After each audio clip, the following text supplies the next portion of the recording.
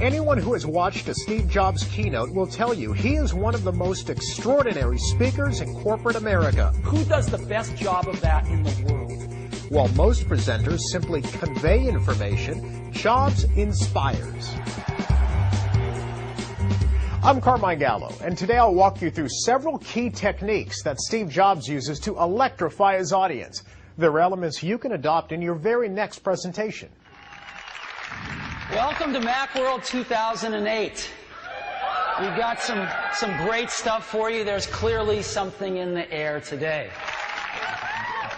With those words, Jobs opened Macworld 2008, setting the theme for his presentation and hinting at the major announcement of the day, the launch of the ultra-thin MacBook Air.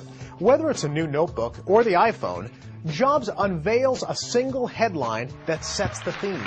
Today, Apple is going to reinvent the phone.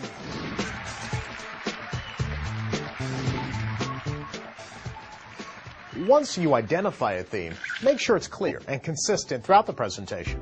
Think of a staff meeting as a presentation. So let's say you're a sales manager introducing a new software tool to help your team generate, track, and share sales leads. You might kick off your meeting this way. Good morning. Thanks for coming.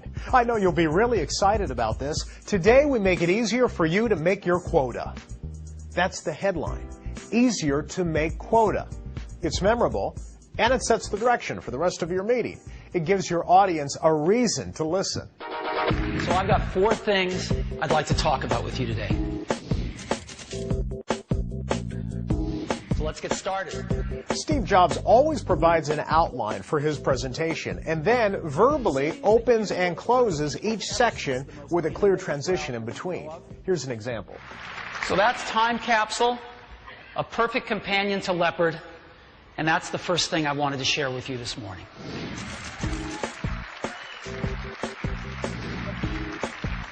The point is, make it easy for your listeners to follow your story. Your outline will serve as guideposts along the way.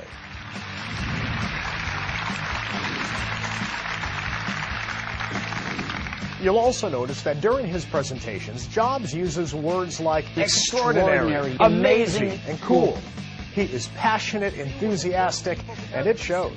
Incredible, unbelievable, amazing, awesome, extraordinary year for Apple. You know, your audience wants to be wowed, not put to sleep.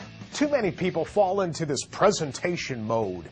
It's stiff, it's formal, it lacks pizzazz.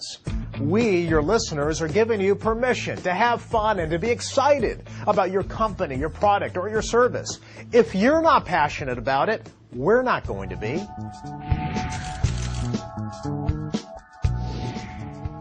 Remember, Jobs isn't selling hardware. He's selling an experience. If you offer numbers and statistics, make them meaningful.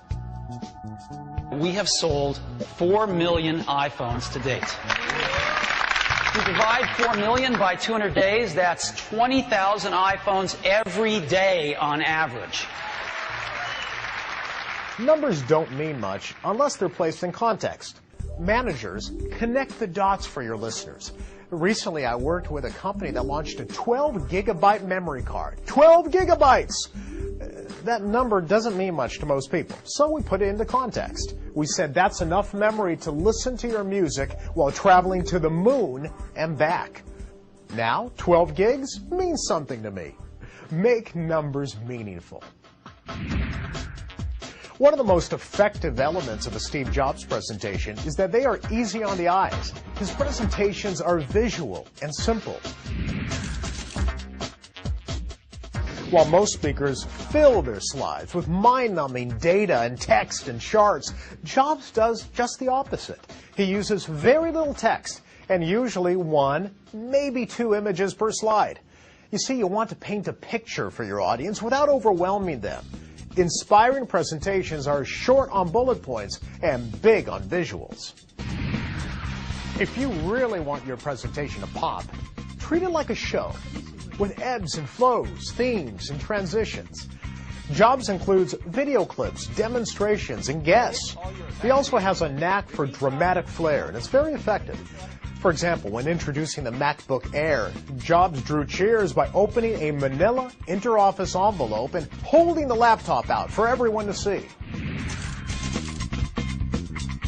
This is the new MacBook Air, and you can get a feel for how thin it is. What is the one memorable moment of your presentation? Identify it ahead of time, then build up to it. With a little help from our friends, everything will work today. And finally, rehearse, rehearse, and rehearse some more. Let me show you how easy that is now. Steve Jobs makes it look easy because he spends hours rehearsing. He cannot pull off an intricate presentation with video clips and demonstrations and outside speakers without practice. The result, a presentation that is perfectly synchronized and looks, yes, effortless. Now, the average business person does not have the resources to create a Steve Jobs extravaganza, but you do have time to rehearse. The greatest presenters do it, and so should you. Oh, and one more thing. At the end of most presentations, Jobs adds to the drama by saying, "And one more thing." One last thing. He then adds a new product or a feature, sometimes just introduces a band. This not only heightens the excitement, it also leaves your audience feeling they've been given an added bonus. The point is, Steve Jobs approaches each presentation as an event, a production with a strong opening, product demonstrations in the middle, and a strong conclusion.